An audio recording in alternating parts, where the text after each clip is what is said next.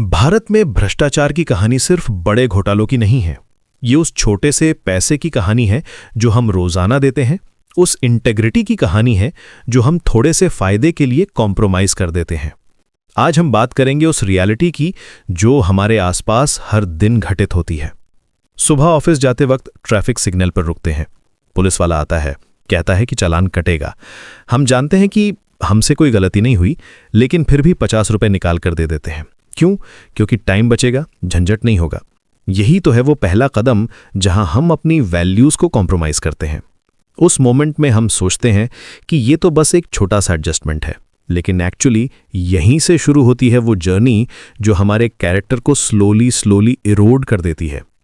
Government office में जाते हैं कोई काम के लिए, क्लर्क कहता है कि फाइल अटक गई है, कुछ करना पड़ेगा। हम समझ जाते हैं कि यहां भी कुछ देना पड़ेगा, 200-300 रुपए देकर काम करवा लेते हैं। हमारा काम हो जाता है, लेकिन सिस्टम और भी करप्ट हो जाता है। इस प्रोसेस में हम ये भूल जाते हैं कि जो सर्विस हम ले रहे हैं वो एक्चुअली हमारा राइट है, ना कि कोई फेवर जो हमें पैसे देकर खरीदना पड़े। ये सिर्फ हमारी प्रॉब्लम नहीं है। ट्रांसपेरेंसी इंटरनेशनल के अकॉर्डिंग भारत में 39% लोगों ने पिछले साल पब्लिक सर्विसेज के लिए ब्राइब दी है। ये सिर्फ स्टैटिस्टिक्स नहीं है, ये हमारी डेली रियलिटी है। हर दिन हजारों लोग छोटी छोटी रकम देकर अपना काम निकालते हैं। ये फिगर बताता है कि करप्शन कितनी डीपली रूटेड है हमारे सोसाइटी में। ट्रैफिक पुलिस से लेकर गवर्नमेंट ऑफिसेस तक हर जगह ये मामूल चलता रहता है। एक ट्रैफिक कांस्टेबल महीने में हजारों रुपए इसी पर कलेक्ट करता है। स्ट्रीट वेंडर्स से लेकर ट्रक ड्राइवर्स तक सभी को ये टैक्स देना पड़ता है। ये पैरेलल इकोनॉमी बन गई है जो ऑफिशियली एग्जिस्ट नहीं करती, लेकिन प्रैक्टिकली हर जगह चलती है। इस इनविजिबल नेटवर्क में हर लेवल पर कोई ना कोई अपना हिस्सा लेता है। सबसे दुखद बात यह है कि हम इसे नॉर्मल मान लेते हैं। हमारे बच्चे देखते हैं कि पापा ने पुलिस वाले को पैसे दिए और छूट गए। वे सीखते हैं कि रूल्स को बाईपास करना पॉसिबल है अगर आपके पास पैसे हैं। ये माइंडसेट जनरेशन से जनरेशन ट्रांसफर होती जाती है। बच्चे ये लेसन भी सीखते हैं कि शॉर्टकट्स एक्सेप्टेबल हैं अगर वे कन्वीनियंट हैं। ये साइकोलॉजिकल कंडीशनिंग बन जाती है जो बाद में उनकी ओन डिसीजन मेकिंग को इन्फ्लुएंस करती है। लेकिन ये सिर्फ पैसे का मामला नहीं है, ये कैरेक्टर का मामला है।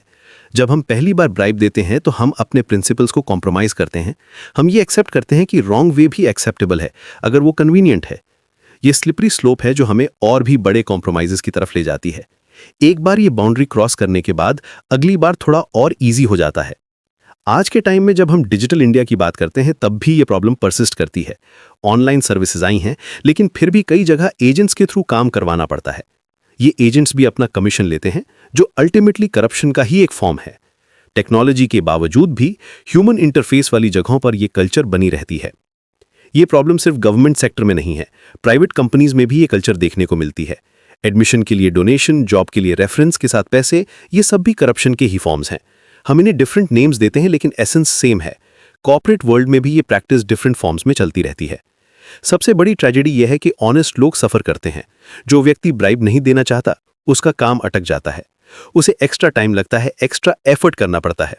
सिस्टम उसे पनिश करता है ऑनेस्टी के लिए। ये कैसी आयरनी है कि अच्छे लोगों को पेनल्टी देनी पड़ती है।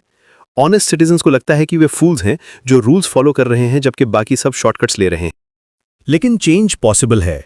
कुछ स्टेट्स में एंटी करप्शन मेजर्स काम कर रहे हैं। डिजिटल प्लेटफॉर्म से ट्रांसपेरेंसी आई है, आरटीआई एक्ट से इंफॉर्मेशन एक्सेसिबल हुई है। लेकिन रियल चेंज तब आएगी जब हम इंडिविजुअली डिसाइड करेंगे कि हम ये साइकिल नहीं चलाएंगे। कुछ डिपार्टमेंट्स में ऑनलाइन प्रोसेसेस से करप्शन काफ़ी कम हुई है, जो प्रूव करता है कि सिस्टमैटिक चेंजेस वर्क करते हैं। हमें समझना होगा कि हर छोटी ब्राइब एक वोट है उस सिस्टम के फेवर में जो करप्ट है। जब हम कन्वीनियंस के लिए शॉर्टकट लेते हैं तो हम उस कल्चर को स्ट्रेंथन करते हैं जिसकी हम कंप्लेंट करते हैं। चेंज हमसे ही शुरू होनी चाहिए, हमारे डेली डिसीजन से।